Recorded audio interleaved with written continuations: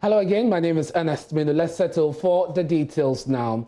Governance experts have warned that the current high incidence of violence being recorded at registration centers are a source of increased tension, and ahead of the general elections in December, it must be dealt with. Executive Director of the Institute of Democratic Governance, Dr. Emmanuel Akwete, and Dr. Ali Duseidu, who is a senior political scientist with the University of Ghana, says the present scenario where no one is being held accountable for violence perpetrated by some state actors compromises the credibility of the electoral process. They were speaking on the AM show with Roland Walker.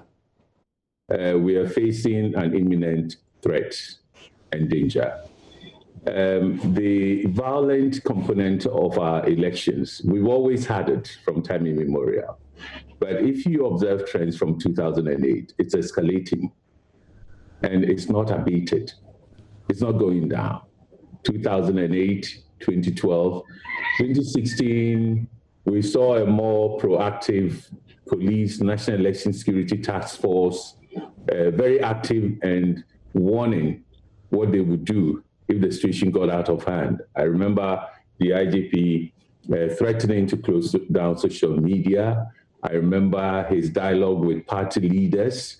I remember the CDS, Chief of Defense Staff, as co-leader of the National Election Security Task Force, also meeting journalists about 2 meetings and stating clearly that if violence breaks out and the police cannot control, they would intervene and so on. What does that intervention mean?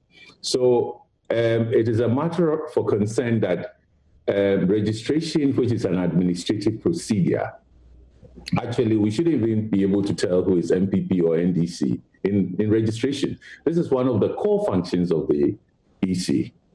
And for us to see an escalation of violence, gunshots, minister of state in the office of the presidency or the president shooting and to defend herself, and when police and others could be around to handle those aspects of our life. So it is the popularization or the, how would I say, the civilianization of violence, of the control over the use of weapons in public and the exercise of restraint. You did not hear much from the police. Usually the violence we're seeing this time, they occur before you find the police on the spot. And I remember asking the question, does the police have intelligence? This is one of the elections that we are yet to hear clear statement from the IGP as chairman of the National Election Security Task Force, telling the nation what the plan is, what they would tolerate, what they would not tolerate, and having greater visibility of them. The National Election Security Task Force is not just the police. You have all the security agencies. And the armed forces, they play a prominent role. Usually the CDS and the IGP are together on many of the meetings. We've not heard much from them this time around. They are not visible. And their invisibility probably is contributing to the sense of entitlement those wielding guns have. They have to protect themselves. But that protection belongs to the police and other security agencies. Now, Dr. Akwete proposed some interventions from key state actors to rein in the 2 main parties and also bring sanity into the political space. Multi-party, the duopolistic 2 giants we have, they veered, of course. And why? Simply because there is no regulation. When the banks misbehave, the Bank of Ghana steps in. Security Exchange steps in. When they also feel that on the other side of stocks and so on, some misbehavior is going on, they step in. Electricity, you see Ministry of Communication dealing with NCA and GBC and so on. Who deals with the political parties? Nobody. And these 2 parties are behaving as if they are over and above the state. They appoint the IGPs, the commanders, the ministers, and so on. So who calls them to order? And that is why we need to seriously consider regulation. The physical space, because of the restrictions, assembly, association, you can sit in various places, you can be more than 100 in certain circumstances, churches are closed, all those things. So the physical space has restrictions that makes campaigning the usual way difficult. Now, virtual space is even more powerful. The radio, the TV, the media, and so on. But it's the things they can't do in the physical space, they've imported, they've transported onto the virtual space because of the ownership of radio. Radio is so important because oral culture predominates, and the majority of people in the rural communities, in the districts and so on, listen more to radio. A few go on social media, YouTube, and so on and so forth. So we are pushing for some regulations to be enforced, and the regulatory institutions we are looking at, National Media Commission, the NCA. The NCA, we are trying to talk to the NCA. I think NCA should tell us what they are doing, because they give all these licenses and frequency stations and so on. They ought to be interested in how it's being used in this peculiar situation of COVID-19 restrictions and the need for the people their right to know. So they should speak to us.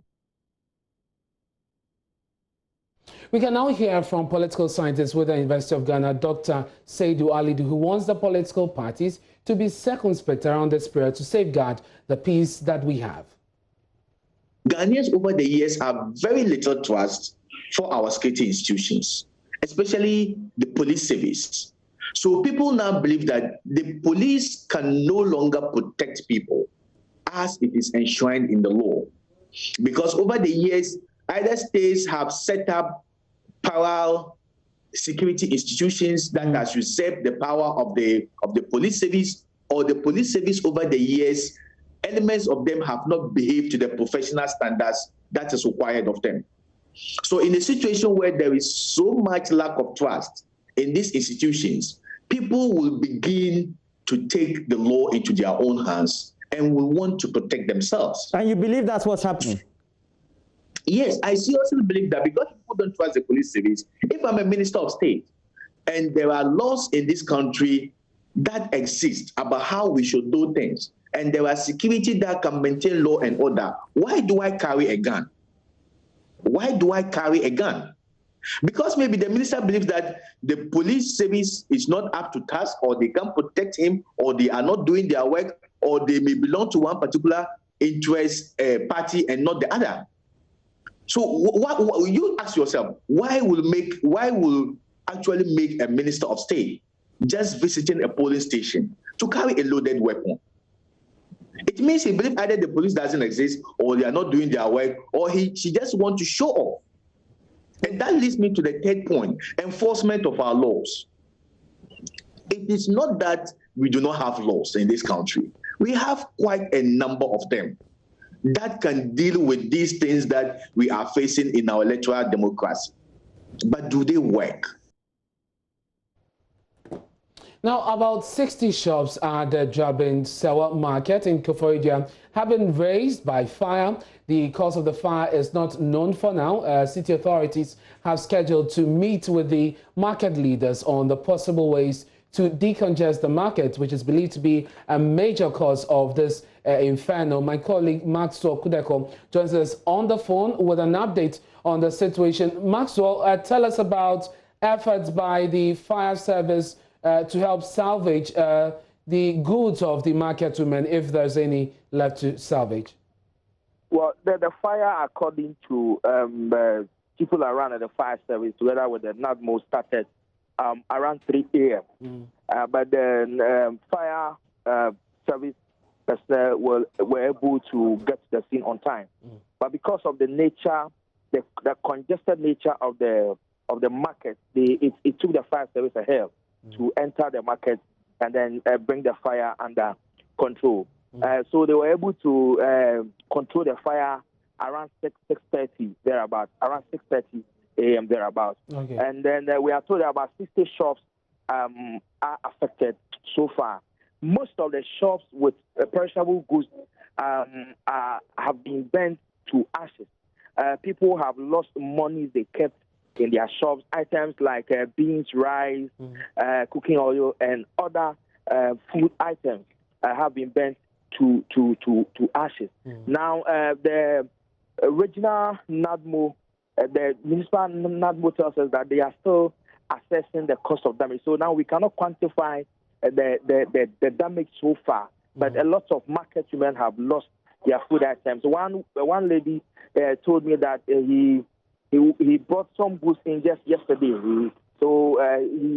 She's lost almost everything that she has right now. Now, the municipal chief executive came around to assess the situation, and in an interview or a conversation with him, he indicated that he tried severally to decongest the market, but the market women will resist. Absolutely. When they go to clear them from the main roads, in the next 2 days, they come back. So and earlier I heard him talk about the need for them to meet immediately to find a way around the congestion issue in the market. Maxwell, thank you very much for bringing us up to speed on the situation in Koforidua. I know you're following this, and you bring us more on in our subsequent bulletins here on the Joy News channel. That's Eastern Region correspondent Maxwell Kudeko following that story of fire raising a market, the Sewa market in Koforidua.